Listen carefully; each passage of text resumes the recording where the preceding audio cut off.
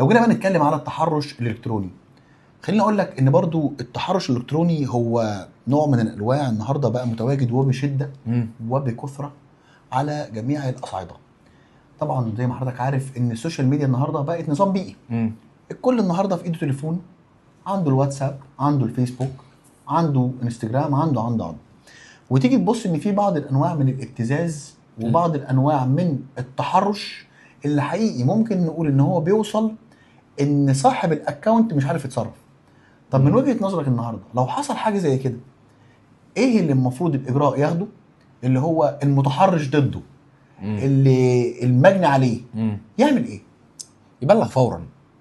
اولا النهارده لو احنا بنتكلم عن طريق التحرش ده بيتم عن طريق وسائل التواصل الاجتماعي، لازم احتفظ بالرسائل دي على التليفون زي ما هي على وضعها كده. باخد التليفون من الناحيه الالكترونيه، باخد التليفون وبروح ببلغ بيه في